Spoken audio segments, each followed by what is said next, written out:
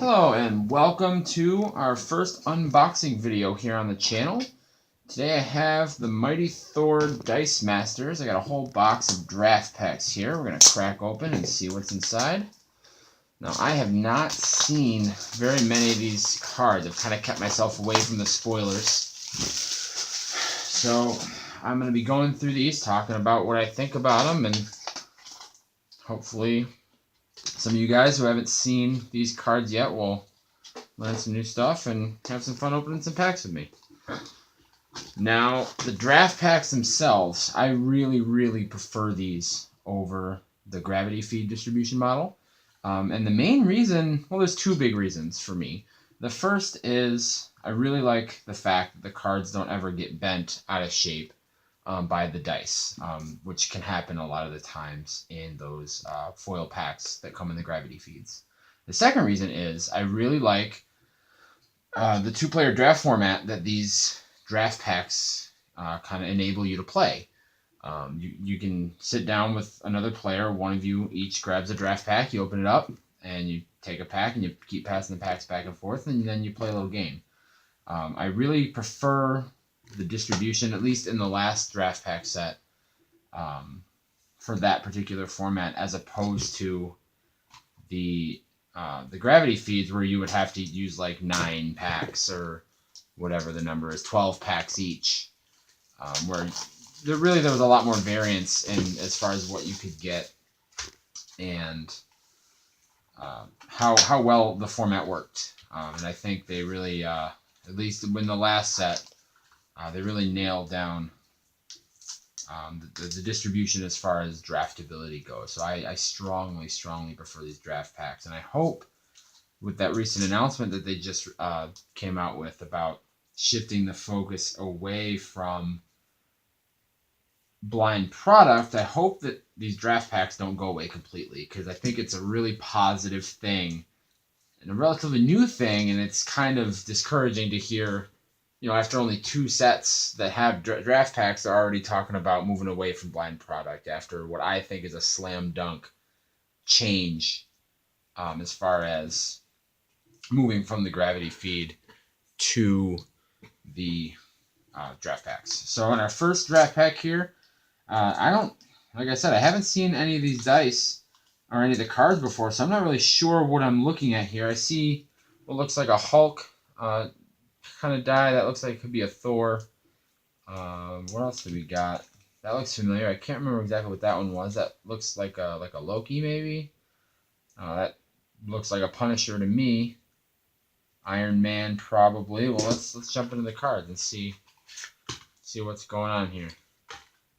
So my basic actions, I start with the basic actions, and this actually is the third reason why I strongly prefer the draft packs to the gravity feeds. You don't have to go buy a starter set to get the basic actions. If you buy one whole thing of draft packs, you're most likely going to get at least one of each of the basic actions, along with some extras, which was another kind of frustrating thing sometimes about the starter sets, is that it only came with one basic action. So if you ever wanted to use the same basic action in multiple decks, you would either have to proxy it or go buy extra copies. Whereas I think with the draft packs, it's a lot easier to get multiple copies. So we have Dome the Helm here, 3 cost. Roll a character die from your use pile. If it rolls a character face, field it for free. Otherwise, prep it. So it's basically a way for you to reuse a character die faster than having to wait for it to go through your bag. And it could also just go on the field that turn. It's going to field the turn you use this 50% of the time. Otherwise, it's just a little bit of ramp. Not terrible. Certainly, it seems playable in draft. It's not. There are plenty of basic actions that you just never want to see, or you would never. The way draft used to work is there were plenty of basic actions that you would never want to use. I wouldn't be unhappy to open this and have to use it. Midgard. Each time you field a sidekick die this turn, reduce the fielding cost of another character die by 1, and prep a die from your bag. This feels.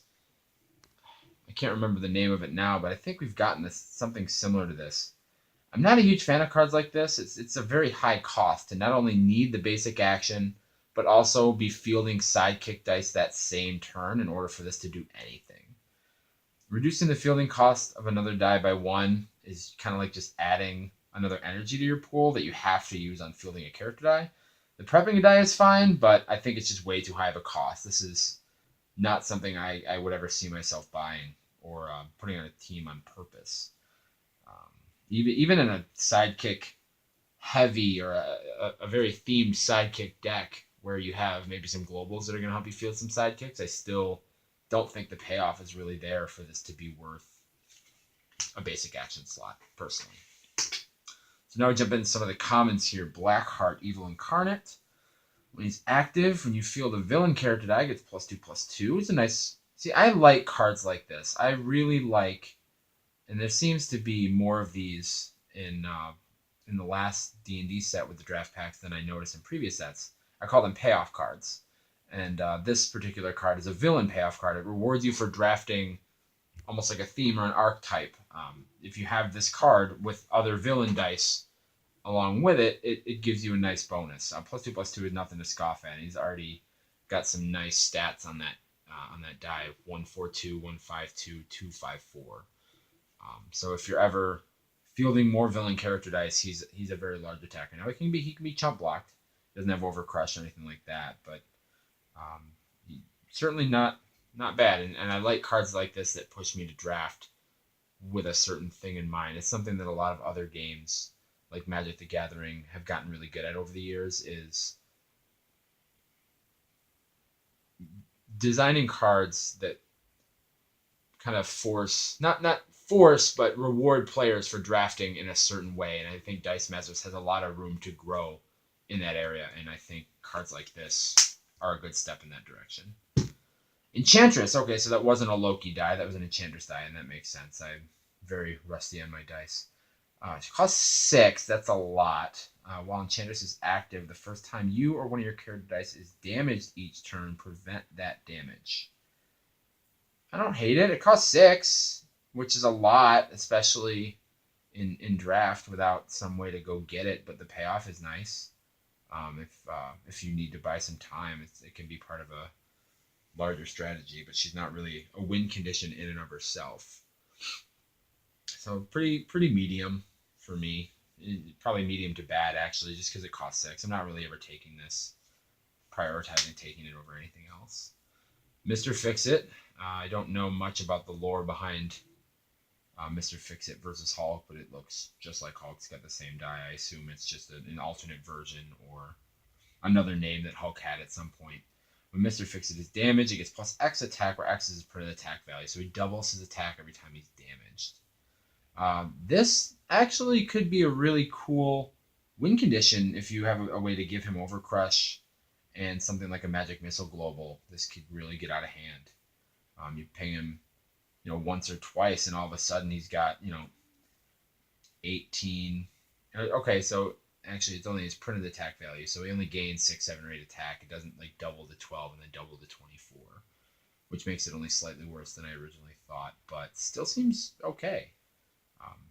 For if you have a Magic Missile Global or something, and I'm talking constructed in draft, I don't know the set enough to know if this is going to be reliable enough to actually mean anything. But I could easily see a casual type build that tries to win with a Mr. Fix-It and something like the Magic Missile Global or like a Wasp Global. Female Punisher. I know they've been doing a lot of these alternate versions of characters. I had not seen the Female Punisher just yet. When Punisher deals damage to an opponent, you may purchase a character die for 1. Now, I haven't played with a lot of these particular types of effects, but they kind of confuse me. I'm trying to think of how often I'm ever leaving open energy during the combat step, and it doesn't feel like very often. Usually I'm trying to spend most of my energy either buying or advancing my game plan in some way. So I guess in draft this could be a nice way to use an extra energy that you just didn't have a use for previously, but you really have to have a nice global payoff to really want to be leaving energy up for this.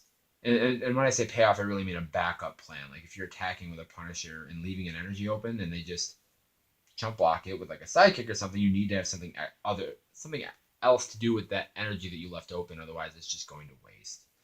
And with the stats here, 141, 152, 263, it seems pretty easy to just chump block with a sidekick or two, or even just almost any character and just KO it and not have to take the damage. So without a way to ensure that you're dealing damage with this, doesn't seem too great. We have a foil. We have our first foil, Ragnarok, codename Lightning. Another 6 cost. Oh boy, that's 4 cards in a row that cost 5 or more. 3 of which cost 6. That's really high. I hope we're gonna encounter some ramp at some point.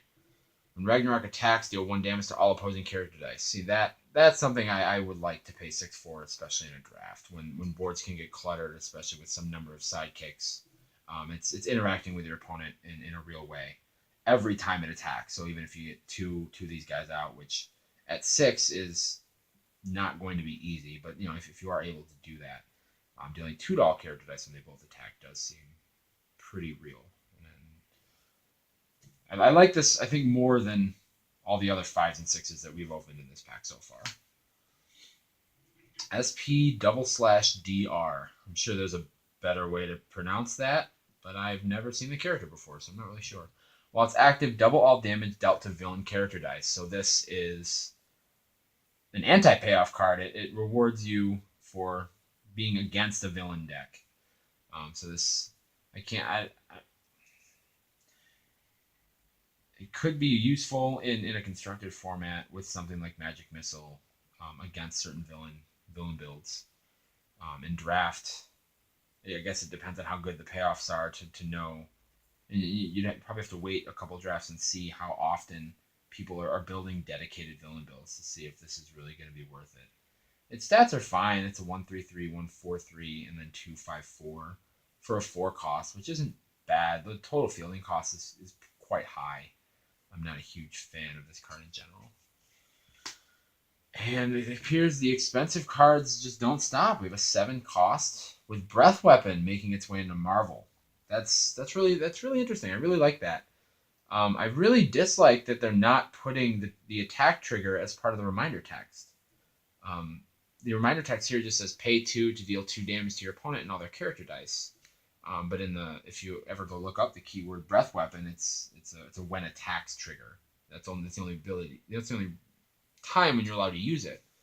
So somebody who only plays, say, Marvel DiceMasters and opens this card isn't going to know the correct way to play that without going to look it up. And I think that's another area where I think the designers or whoever writes the card text could really improve, is trying to make things more clear in general. Especially with a keyword like this. I mean, if they're going to bother putting the reminder text on there, it would really make me a lot happier if they would just put, when this die attacks or whenever this attacks, you can pay 2 to deal 2 to your opponent and all their dice. That being said, Breath Weapon's awesome. This card costs 7, so it's going to be extremely difficult to get out, and its total fielding cost is 5. So it costs 1 million energy regardless, but Breath Weapon is a real payoff for that. Alright, so that's the commons, and now we're on to the uncommons. Iron Man, Demon in a Bottle. When he's active, when an opponent uses a global, he gets +1/+1. That seems fine. If globals are really prevalent, then it's a little bit of a payoff, but that text seems like it's mostly not going to matter in a draft game, especially now that your basic actions are given to you as opposed to before, when you were allowed to bring your own basic actions, and people would likely bring stuff with globals. So this seems fine. It's a 4 cost character if you need one, but it's not really anything I'd prioritize. Our second foil, Jane Foster at 2 cost with Ally. While Jane Foster is active, your character dice with Immortal have a fielding cost of 0. Well, if any of these large character cards had Immortal, I'd be excited about this card, and I'm sure there are plenty in the set. So having a 2 cost ally with that as kind of a cost reducer does seem helpful, and could be a build around depending on how frequent the Immortal characters come up. Though in this particular pack we haven't seen any.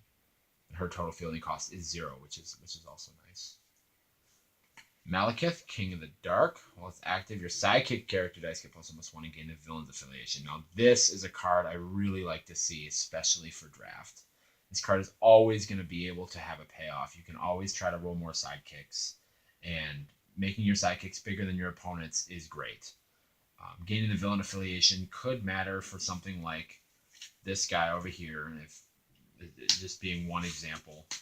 But I think most of the time it's probably not going to matter. So this right now I think would be the card I would take if I were to open this pack out of everything we've seen so far. But this rare might actually get us. Let's find out. 3-cost Pepper Potts behind every great man while Iron Man is active. Pepper Potts gets +3/+3. Seems risky without an Iron Man, although in this particular pack we did open an Iron Man that's not that great, so maybe you do kind of take the Iron Man and then pass the Pepper Potts and hope it gets back around to you. Or I think in a 2-player draft that would probably be what I would do. Take the Iron Man and then take the Pepper Potts. That doesn't really do anything, so then the chances are very low that the other person I'm drafting with is actually going to take the Pepper Potts. But in a larger, 4, 6, 8-man draft, this card does seem pretty reasonable. If you ever have an Iron Man on board, she's huge. She goes from 0/11 to 0/44 on her lowest level. As a 3-cost, those stats are obviously great. So that's a pretty exciting card and could certainly win you some games. As coming out as a 3-cost and you get 2 of her in the thing. Ooh, we got our first super rare right in the first one. Earth X the Skull. 5-cost Underdog. That's right. I did see that they brought back Underdog for a couple of these. When fielded, each player KOs all but one of their mask character dice. When fielded, your opponent's life total cannot go below 1 this turn. So you're going to KO a bunch of dice, but you cannot kill them that particular turn. That seems fine. There's plenty of ways. This is obviously more of a constructed card than a draft card. I'm not super excited to take this in draft. Unless, obviously, I just didn't own the card and I opened it. I would probably want it because it's a super rare and those are hard to find. But this is, I think, a card that is specifically designed for constructed against things like Mask Ring, which in recent tournaments have been really really prevalent in the metagame. And I think there's ways to get around that second ability too. If you run like Wasp Global or something, I guess that's Golden Age at this point, or just any way to deal your opponent 1 damage on their turn, then you've done it. You put them at 1 when this guy comes out, and then kill them off on their turn using something like Wasp Global. I can't think of an example in modern age off the top of my head right now, but I'm sure there's got to be a way to do it. Not a bad first pack. We got a super rare already, one of the alternate super rares, which is the shiny red die. I probably should have noticed that there was the translucent sparkle glitter dice that seem to be the way they go with the alternate universe super rares at this point. All right, so let's jump into the second one here. The only thing I don't like about these draft packs is it's so hard to get these things open. I feel like I need to have my keys or like a pocket knife in order to get them open. There we go. So I think for draft, that particular pack was not super exciting. Pepper Potts was pretty reasonable if you can see Iron Man. And we saw an uncommon Iron Man in that particular pack, which wasn't bad, but nothing else super crazy. I think Malekith probably would have been the best pick there. So take a look at the dice here. We see another Ragnarok. See Odin, it looks like. Another Iron Man. So Iron Man's pretty common here. Captain America, it looks like. Lady Thor. She-Hulk, perhaps? Let's see what we got. Flying Hammer. Basic action, KO a level 1 character die or a level 1 or level 2 if you have the double asterisk. And the global pay a fist or a block character die deals no damage. We've seen basic actions like this before. I was never a huge fan of having an entire basic action to conditionally remove or KO a level 1 character die. I never felt like it was worth the investment, especially at 4 cost. I don't even know what this would have to cost for me to want to play it. without a way to control to spin up or spin down your opponent's character dice, I wouldn't really be interested in something like this. And if I were to open this, you could use the global against specific overcrush threats or something like that. But overall, not a very exciting basic action, I don't think, for constructed or for limited. Get the Hence. Deal 1 damage to a target player or character die. If you have an active character die with Immortal, instead deal 2 damage. I love anything that can deal direct damage to the player or to character dice. This is absolutely something I would like to see. This feels like something that would have worked really well with some of the attuned dice in the previous set, and I have yet to see anything with that in here, so I'm not sure if they've brought attune into this new set or not, but even without that, dealing direct damage is always nice, and it's actually another reason to run an Immortal build. So if you open this and maybe the Jane Foster, you might be looking for immortal characters. Global Pay Lightning. Once during your turn, deal 1 damage to a target player if you have no character dice in the field zone. That particular global works well with Underdog, but obviously your goal is never to have no character dice in your field zone, so that feels like not really something that's going to help you get back in the game if you have nothing in your field zone. So the global, not really the reason I would want this card. But I'm not upset with a 2-cost action, because that can certainly help you ramp as well when it doesn't allow you to deal any damage. Daredevil, the good kind of noise. 3 cost deals double damage to mass character dice.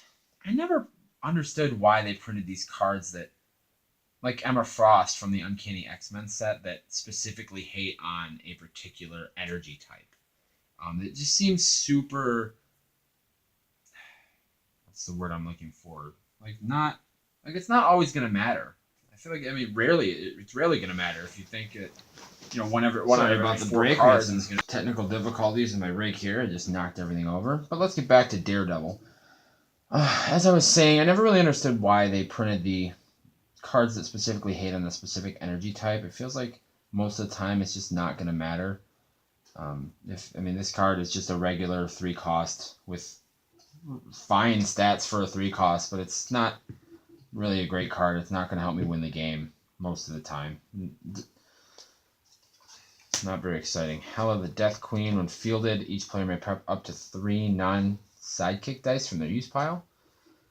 So it gives ramp to both players every time it's fielded, and it does have quite a large body, but giving the ramp to both players makes me a little less interested, especially since your opponent gets to use their cool dice before you do. It's interesting. It's an interesting design, but I don't think it's really what I'd want to be doing. A common Iron Man gets +1 defense for each opposing villain character die. So it seems like some number of these hero cards in this set are hating on the villain dice. +1 defense, not really that exciting. He's going to be a really good blocker, but it's not really advancing your game plan most of the time. Unless you just really need to buy time to get up to like a 6 or a 7 cost, I suppose. And I guess it just is an Iron Man for Pepper Potts that is usually going to stay active. I can't. Well, if you're against a villain deck, it's going to stay active. Other than that, it's just a guy, I guess. Doesn't really do much. Yarnborn, is that how you pronounce that? I don't know if the J is supposed to be silent or not. Replace target character die's attack with double its printed attack. So it doubles a character's attack for 4. That seems like it could be a way to end games. If you have an Overcrush character, it's obviously great. The fact that it's an action die means you can use it in combat after blockers are declared, but before damage goes through. So you can just always make sure that an unblocked character gets its attack doubled. That doesn't seem like the worst thing I've ever seen. It is a way to win the game with just random guys. Although they're always going to see it coming. Like, there's no way to get them or trick them with this, or make it come out of nowhere. But it seems fine. It's a card that actually advances the game state and puts a little pressure on your opponent. and more pressure as the game goes longer and you get bigger characters. So I don't hate that card. Odin the Allfather, Immortal. Here we go. Except when purchased, this die would go to your use pile, instead add it to your bag.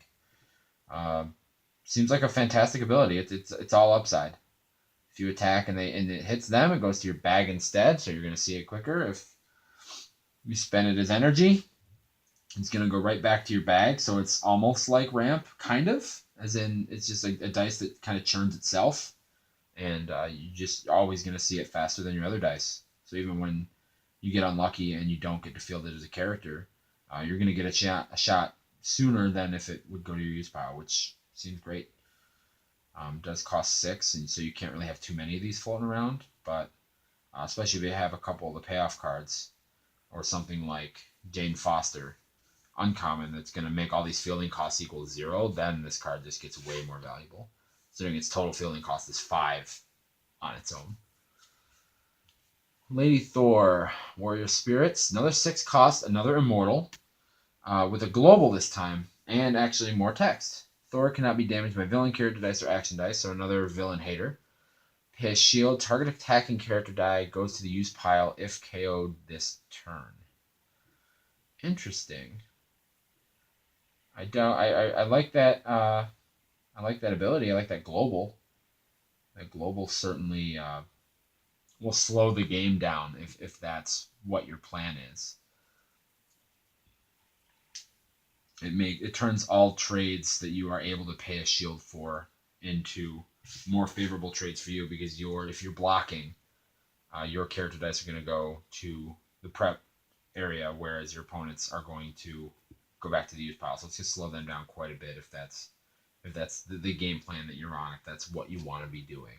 And I think a card like this could certainly put you towards that kind of game plan. So I actually really like that, because this card is going to impact the game before you end up getting the 6 mana or 6 energy, to buy it. Foil Common U.S. Agent. When fielded, you may sacrifice a sidekick die. If you do, prep 2 dice from your use pile. Am I crazy, or is that the Winter Soldier symbol? That's what it reminds me of. I'll have to go back and check and see if it's the exact one, but that looks a lot like it. May sacrifice. Sacrifice is always interesting, although you're trading a sidekick in play to ramp twice on field. That doesn't seem like the worst deal, especially in draft when you're probably going to have random sidekicks floating around. And then you can just always attack with this guy because you want to be fielding him again and again. So this card actually seems pretty good, especially with all the 5s and 6s running around that you want to try to get ramping towards. This is a card I like quite a bit for draft, and as an Avenger, could see playing like a thematic Avengers deck as well with some of the old Captain Americas that care about sidekick dice. Foil Uncommon Hulk. While Hulk is active, when an opponent uses a global ability, spin Hulk up a level. Pay a fist, target character die gets +1 attack until end of turn. Now this global is interesting because the last couple times they've printed this global, it's had the caveat that you could only target a specific character once each turn with this global. And this global doesn't have that. So you can pump as many fists into one character as you want with this one, which is interesting. I wonder why they decided to not limit this one, whereas they've limited ones in recent memory. And the global thing is mostly probably not going to matter. If they want to use their global, they're going to use their global, and it'll be worth it for them to spin her up a level as a result. And sometimes you just might feel they're on level 2 or 3 anyway, so it might not matter that much. So really, she's just a pretty sizable body for 5 energy, to be fair. But again, without a way to push her damage through. Just a body, which is something that I see in a lot of these cards for draft. Speaking of cards that are just a body, we have blank text 2-drop Karnak.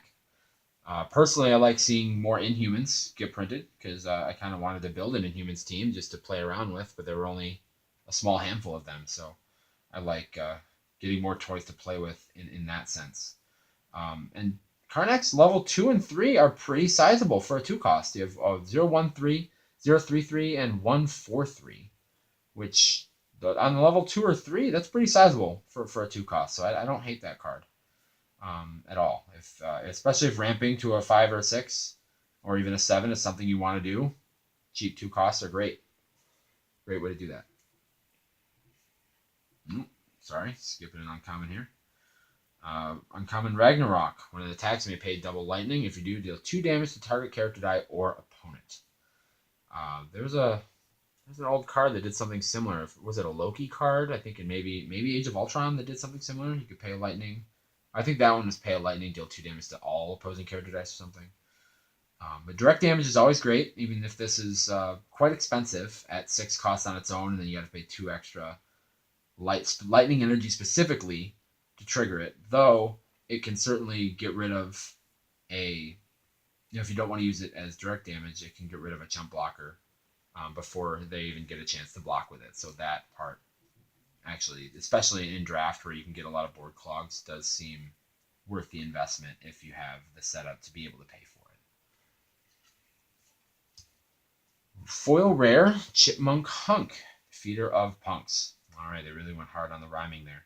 When you fill a level 1 character die, it gets +1/+1 until end of turn. Seems fine. I don't know that card feels particularly rare to me.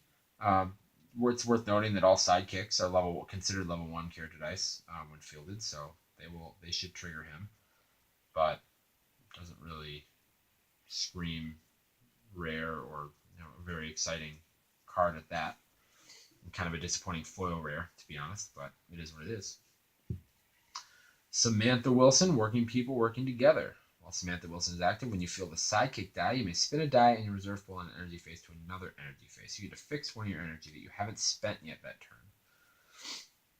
And it's while she's active whenever you fill the sidekick die. So pretty conditional. She has to be in play, and you have to fill the sidekick die, and then your only payoff is fixing another one of your energy. Seems fine. Looks like she has the same die as the AVX Captain America there. The global pay a shield to prevent a damage seems like more like the reason you might want to play this card. I mean, 5 cost character, reasonable size body on 2 and 3, but the fielding cost is astronomical. 1, 2, and 2 for the fielding costs. So not super exciting, but maybe there's a use for it if you have something like, for example, Ragnarok, where you really need a bunch of lightning, so you're going to be trying for a specific energy type a lot. But other than that, not super excited.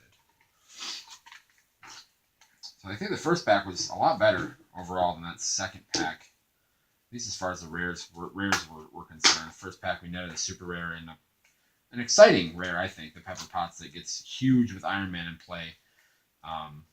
Gives me something to kind of throw in a build with that Iron Man War Machine starter set cards. Some more Iron Man team cards are always welcome. But these 2 rares in that pack were not exciting whatsoever. Oh, we got a double die here. It looks like Hawkeye symbol anyway. A bunch of repeats of Nick Fury. Let's see what we got. Doe in the Helm, we've seen that one already. Investigation, 3 cost, draw and roll 2 dice. I love putting gearing up in a lot of my casual builds, just because if you're running a thematic team, chances are you don't have like a PXG or any on theme way to kind of ramp and get a lot of dice rolling. So cards like this I really appreciate having, and now that they've reduced the cost from 4 to 3, that only makes it better. You can buy it turn 1 on the play, whereas before you couldn't with something like gearing up. And you could also, if you're if you're not on the play, you can buy it and fill the sidekick in the same turn. Crystal, another Inhuman. While she's active, you can reroll your action dice an additional time. So she cares about action dice specifically. It doesn't seem super great unless you have a really great basic action that you really want to roll, like, for example, Investigation.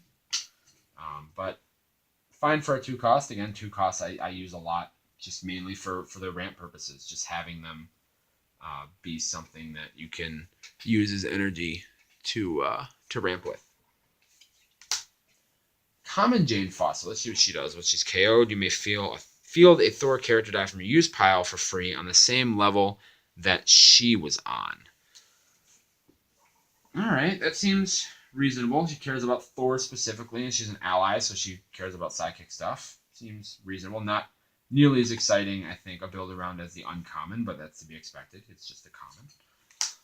3 2 costs in a row. That's really interesting because our first pack we had so many 6 and 5s in a row. When fielded, you lose life equal to her defense. So this card is kind of following in the footsteps of that other Age of Ultron Hawkeye card that, they were so undercosted for their body, but they all had a drawback. This card seems like really high variance because on the level 1 side, you don't care really about taking 1 damage. 2 damage is not great on the level 2 side, but on the level 3 side, fielding her and taking 4 damage is a lot, and that hardly seems worth it. So this card, I think you really, in draft, I don't know, you got to be really aggressive to want to risk taking 4 damage to play a 3/4 character. Or, maybe in some weird constructed deck, you have some reason that you want to take damage. Maybe you're running the Silver Surfer from Avengers vs. X-Men, where you need your life total to be lower than an opponent's. While Nick Fury and an opposing villain character die are active, you may field all character dice for free. This is interesting. It's reminds me of the Avengers vs. X-Men Nick Fury that allowed you to field Avengers for free while he was active. So this needs a little more setup. You need to be against a villain. You need to have an opposing villain die also, but it takes away the team stamp of the effect and just allows you to field anything for free, not just Avengers. That's really interesting. I think it functions as a fine 2 cost with a really nice defense line for draft if you're trying to make the game go longer.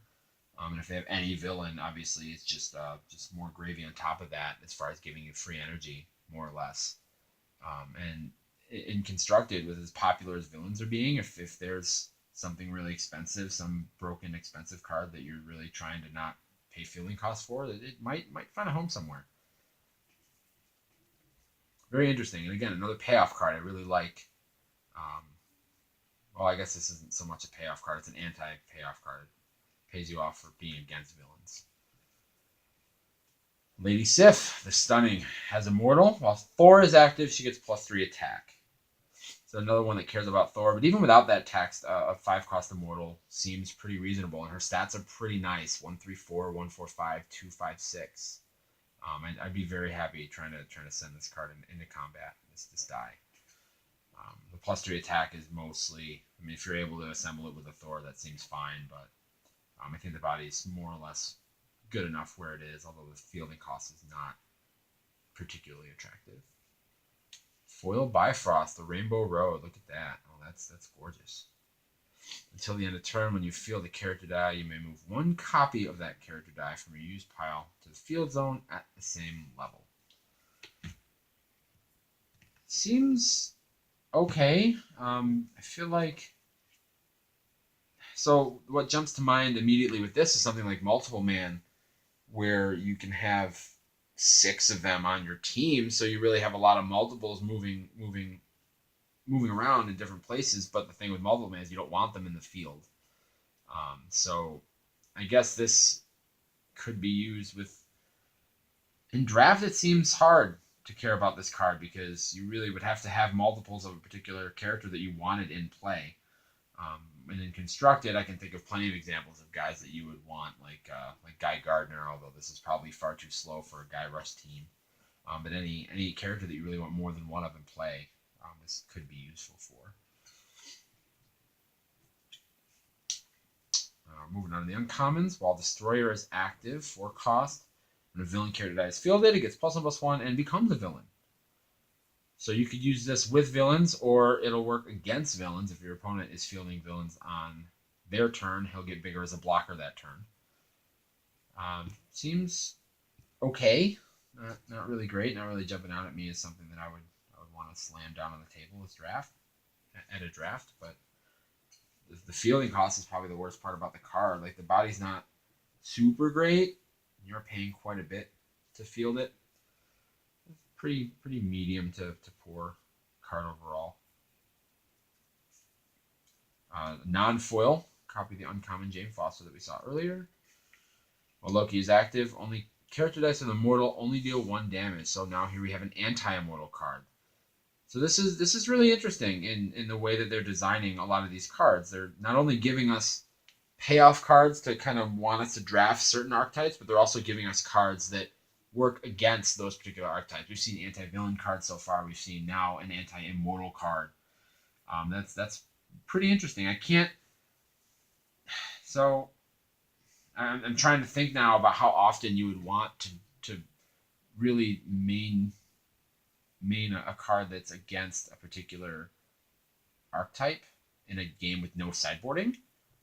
Although now, the more I think about it, the more I feel that when I draft, I usually only have about 4 or 5 cards that are furthering my game plan anyway. So I think in draft, you can probably afford an extra slot or two for a card like this that, against that particular deck is just going to be game breaking. Like considering all the immortal cards we've seen so far cost more than 4 and have pretty big bodies, a card like this against an immortal team just seems like it would completely cripple them. So I certainly wouldn't take this in the first few picks of a draft, but if I had a pretty good game plan going on right now, this is something that in the matchups that it's going to be good in, it's going to be so good that I would probably take it probably on the middle of a pack.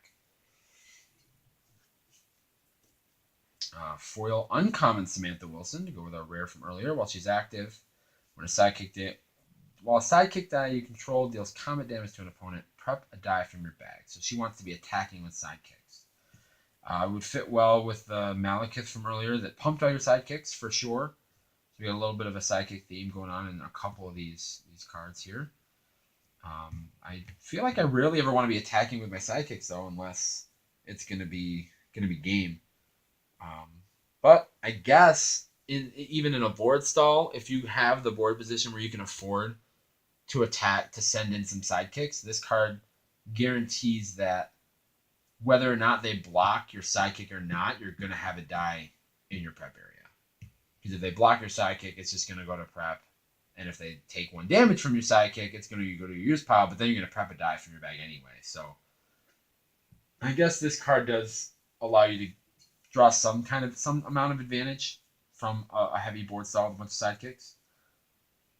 And it's got that same prevent damage with a shield global as the rare did.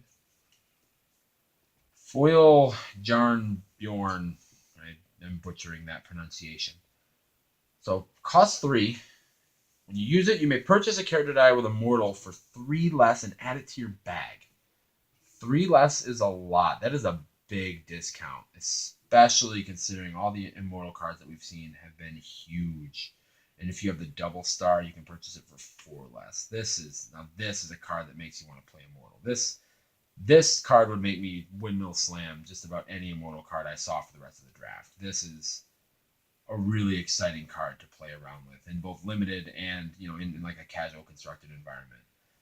And for more meta constructed environments, it has the sidekick fixer global from that I think we originally saw in the Batman set that were all over the place at Nationals and Worlds and in various builds. So for either its global or for its effect, I could see this card making a lot of noise, whether it's on your kitchen table or at your WKO tournaments.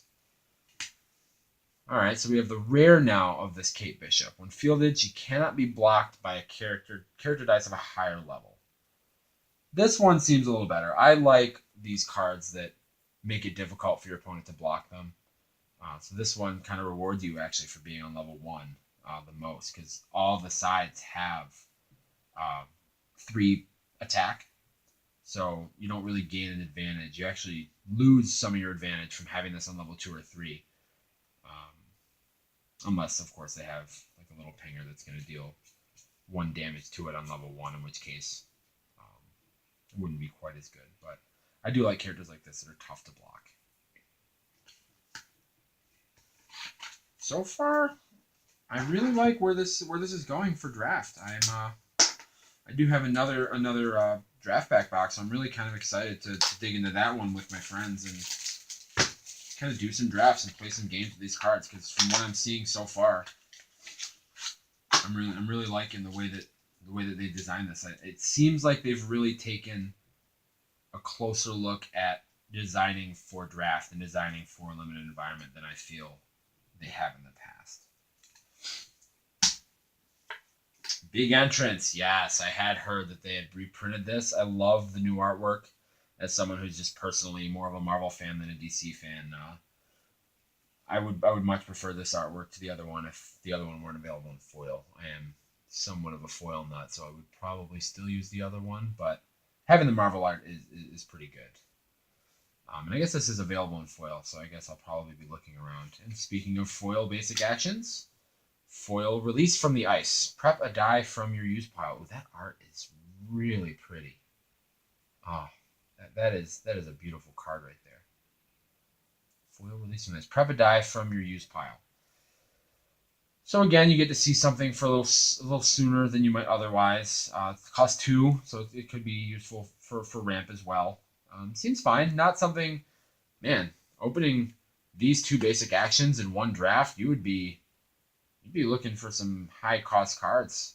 This big entrance would allow you to buy a bunch of these the following turn, and then you could just throw together a ton of energy to buy almost anything you really wanted. That's a really interesting combination. Absorbing Man. We haven't seen him yet.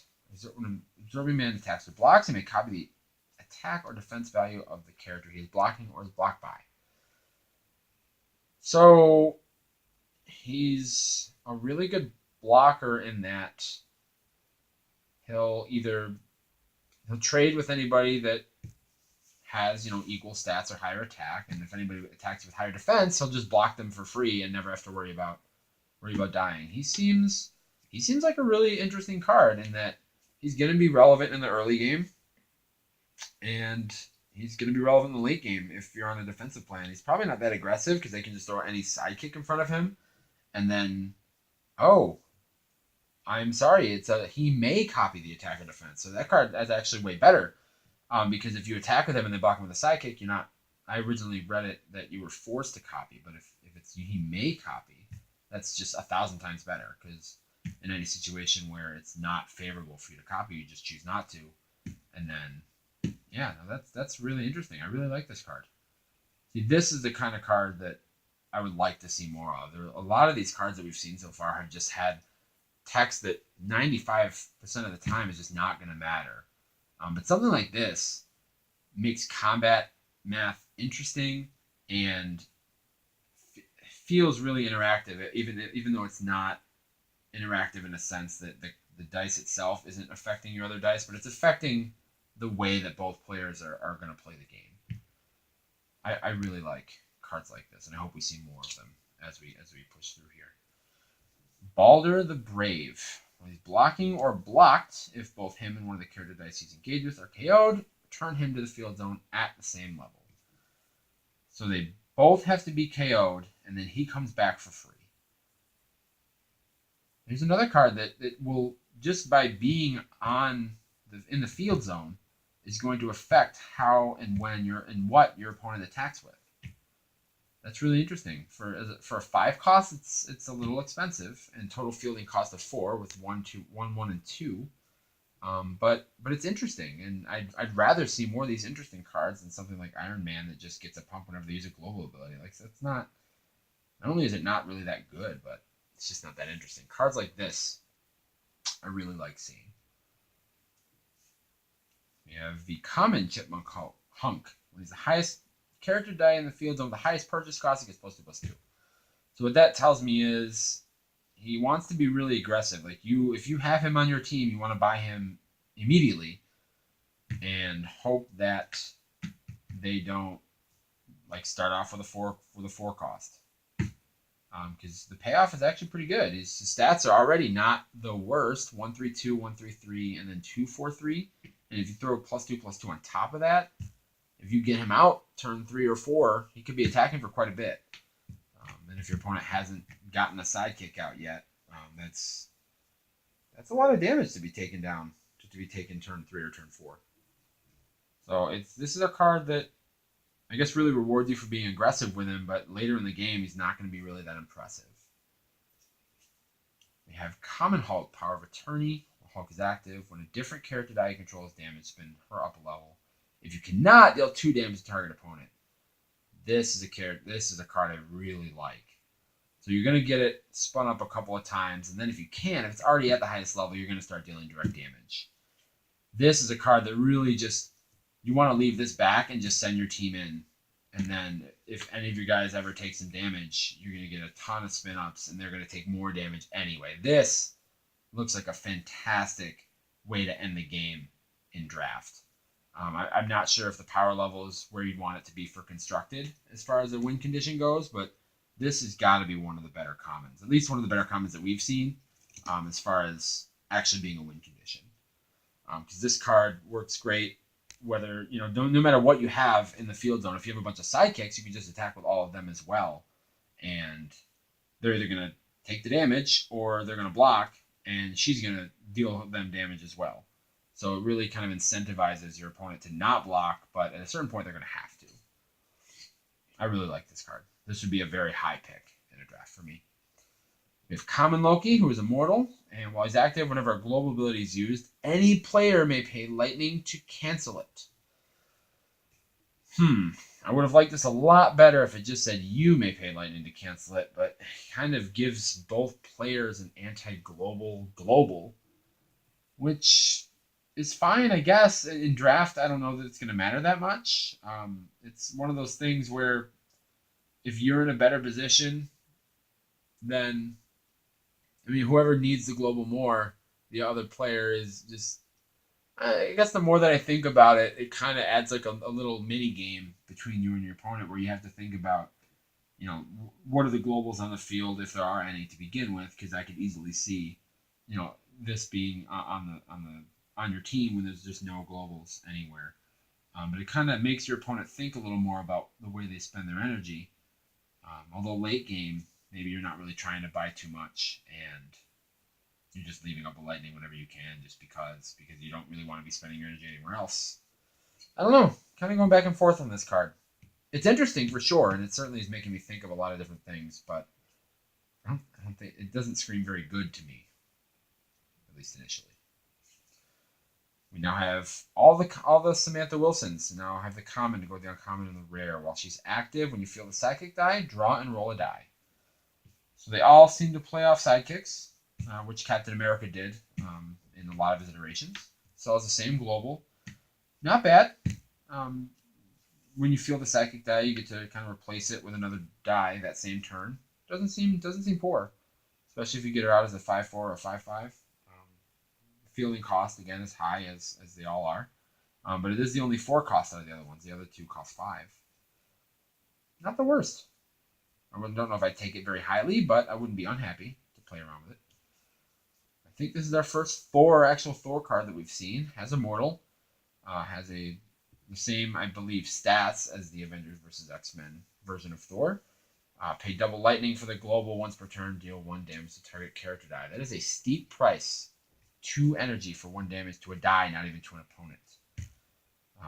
Seems mediocre overall. I like the subtitle.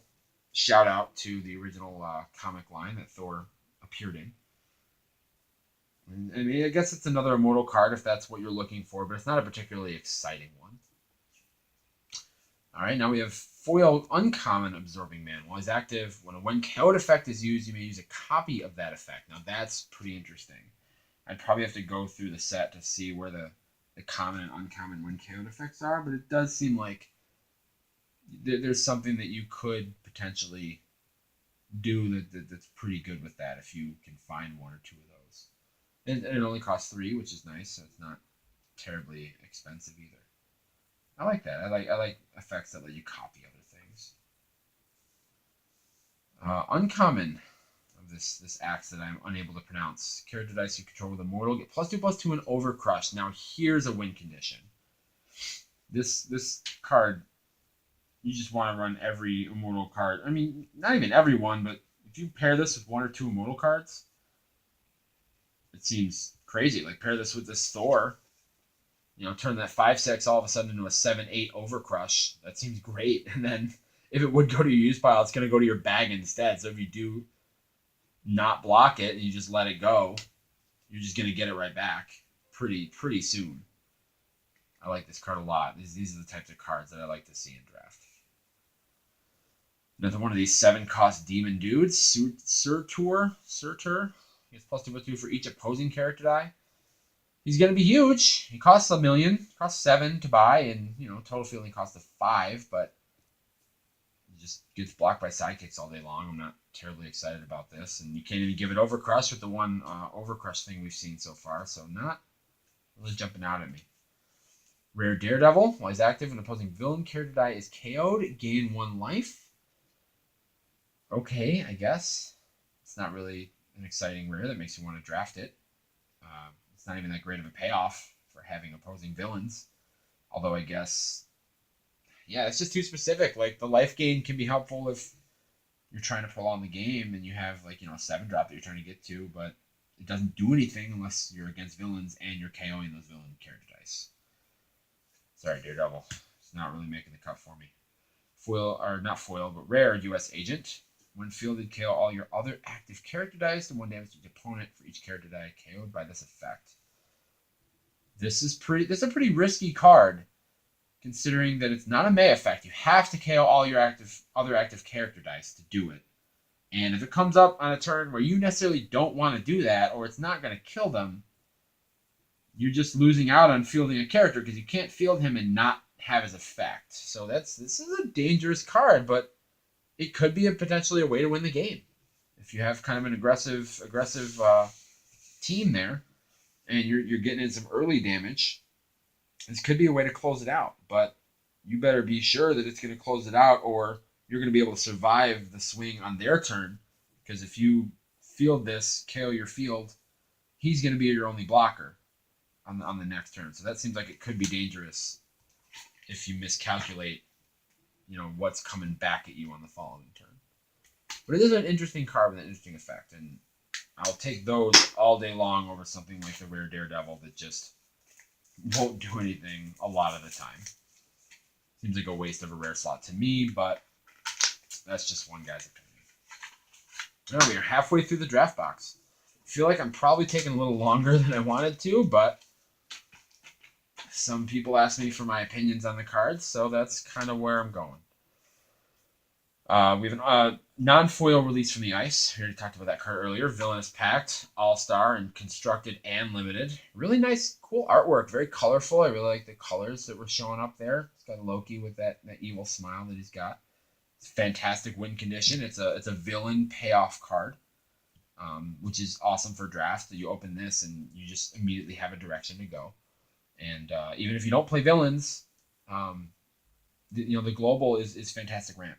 Although the one thing to note is this is very poor if you're against villains, but you're not running villains. So opening this, you almost have to draft and play at least a villain or two to make sure you don't just lose to it. Because if you draft an Avengers and Spider-Friends team or whatever, and then round 1 you come up against an all-villain team, they're just going to buy these and just crush you because you can't block their stuff. So you just want to be aware of that if you're drafting that. We have the Billy Club here. Deal 2 damage to a character die. If Daredevil is active, deal damage to another character die in addition or opponent. Ooh, I really like that. If only Daredevil was more of was good enough on his own. I mean, this seems like a pretty nice reason to run a Daredevil, but the Daredevils I've seen just really aren't that exciting. But I do like this card, perhaps in some kind of casual build that thematically wants to use Daredevil. This is definitely a card I'd be happy to run. That goes over here. Foil Destroyer common. Must attack each turn. When it attacks, it just gets +1 attack. Okay. It's not really that great. I don't think I'd really ever want to run this card. I haven't seen a Destroyer that really jumps out at me yet. This foil, though, is a nice looking foil. Heimdall, the All-Seeing. Now here's the global that I've seen a lot of talk about. So Heimdall has Immortal. When fielded, draw a die. If it's a character die with Immortal, field it for free at level 1. So we've already seen how a lot of these Immortal cards have crazy fielding costs, 2, 2, and 3 on this one alone. Though their stats are well worth it.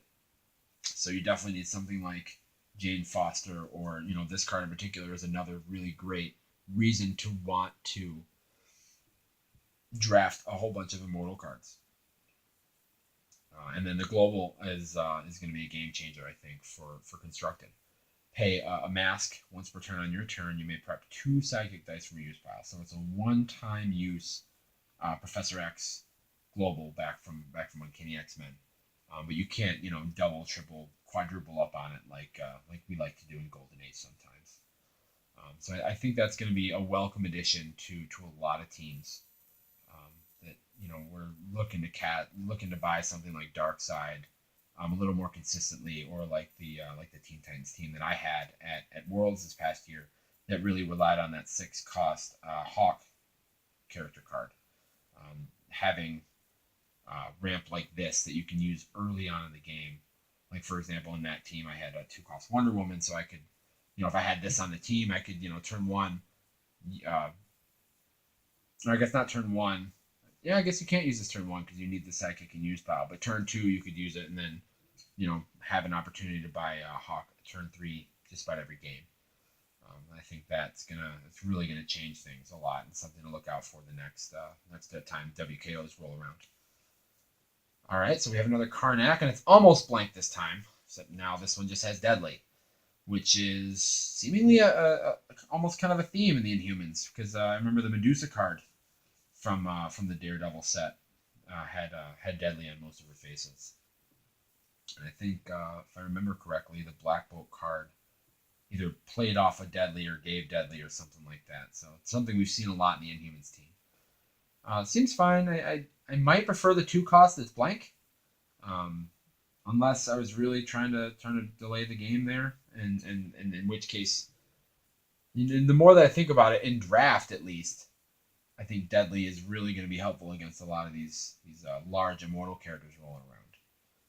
Being able to just have a 3 cost that'll just KO anything that it fights with does seem pretty good with all these large 5, 6, and sometimes even 7 cost characters rolling around. So I'm liking that the more that I think about the environment that it's in.